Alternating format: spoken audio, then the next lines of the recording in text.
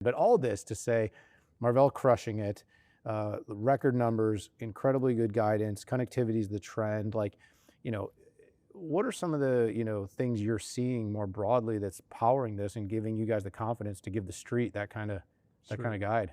Yeah, I think, well, we talked about it. I think there's a few things. Number one, CapEx numbers are coming up. Yeah. Number two, of course, our products are on order. The backlog has been growing dramatically. But number three, we're just seeing these bigger trends.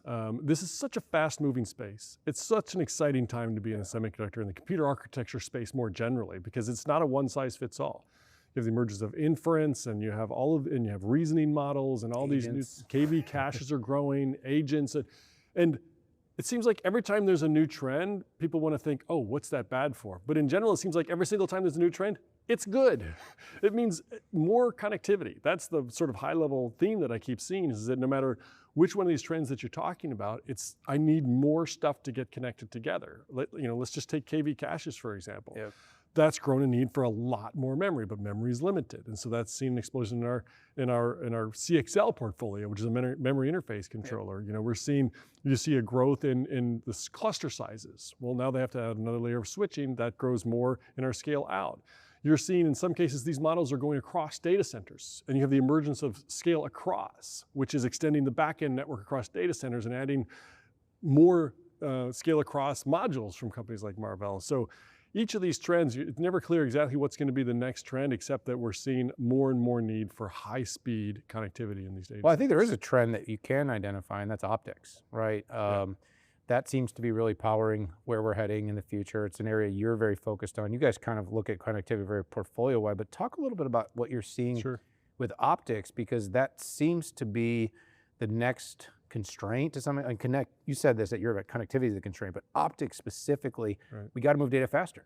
Yeah, I think ultimately this is the conundrum, is that the easiest way to move data is with an electrical signal over a copper wire.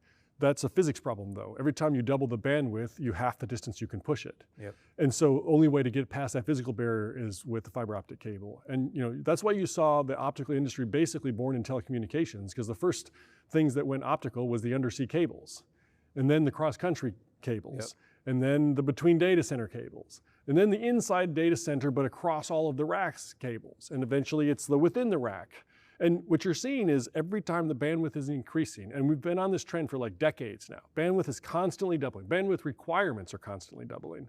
And so ultimately, all those connections need to go optical. It's really the only solution.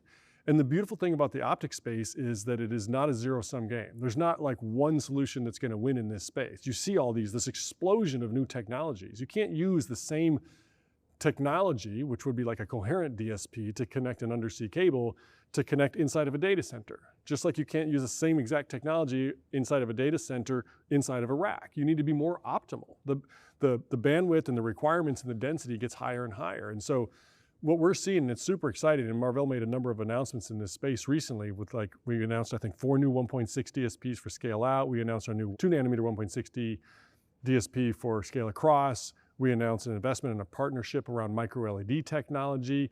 Ultimately, I see optical connectivity and the different types of silicon photonics and optical connectivity inside of a data center being as important as SerDes is to electrical today. And so we're building a massive, broad platform and have every single technology under the sun to help our data center customers scale their infrastructure.